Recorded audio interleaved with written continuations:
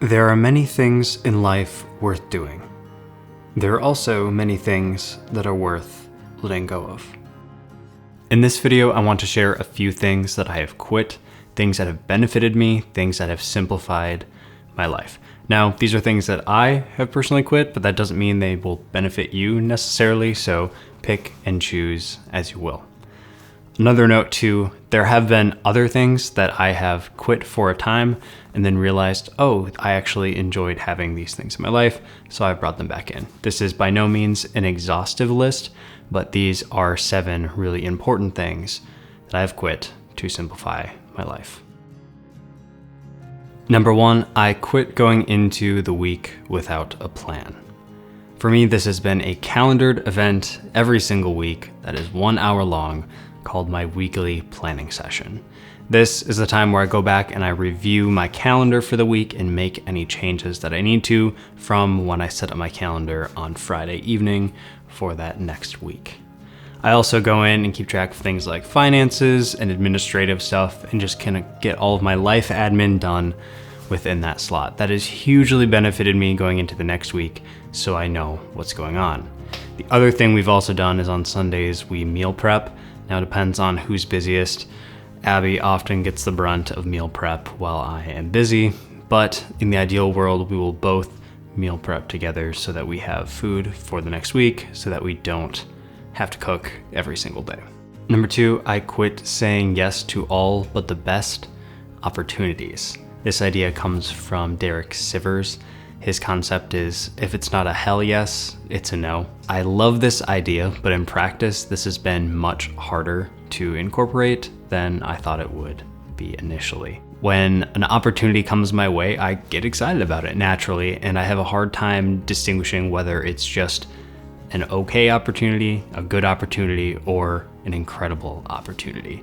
And when I'm at my best, this is a really easy litmus test. I'm still not perfect on it, but it's something I'm striving towards.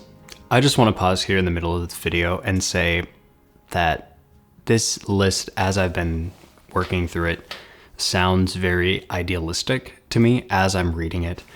And I don't want this video to be idealistic. I want this to be very realistic. I am by no means perfect on any of these things.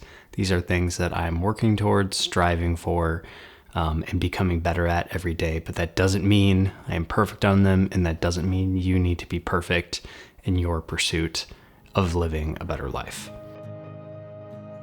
Number 3, I quit making impulse purchases or purchases that I had not planned on. My general rule is to make myself wait 24 hours before buying something that I would buy on impulse.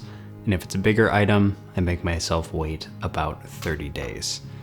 Usually the need or desire for that item will go away, and if it doesn't, then I'm happy to make that purchase. Number 4, I quit complaining. Complaining can be a lot of fun to do, but it's really horrible to listen to, and I've noticed that when I choose not to complain, instead to choose to have a positive attitude, it makes me much more grateful for my life and the things I have. Now, I am not perfect at this. This is a work in progress, and I imagine it will always be a work in progress at some point. So if you catch me complaining, feel free to call me out. Number 5, I quit chasing happiness. Specifically happiness from external things, from stuff, from success, from the next big thing. I found that those things eventually just left me feeling empty, and so I stopped. One thing I realized for me is that happiness was based on future success. Even if I'd achieved something that I would have viewed as success, it was always the next big thing and the next big thing and the next big thing, and I didn't stop and celebrate what was happening. For me, I've kind of realized, is life worth living if I can't enjoy life in some way right now, right? I'm not saying all situations will be perfect, but in my current situation, can I at least find some enjoyment in my life right now? So instead of happiness, what I've chose to pursue, to focus on, is joy. And I talked about this in my last video, but my specific definition of joy here is an inward sense of well-being that cannot be shaken. Number 6, I quit keeping up with the news. If something is important enough, I will inevitably hear about it. Back when I started doing this 3 or 4 years ago now, I was scared that I was going to miss out on something important, something that was going to affect me, something that the whole world was talking about, and I didn't know about it. And that has absolutely not been the case. To date, I have not missed something like that. Inevitably, one of my friends will call me and ask, "Did you hear about that?"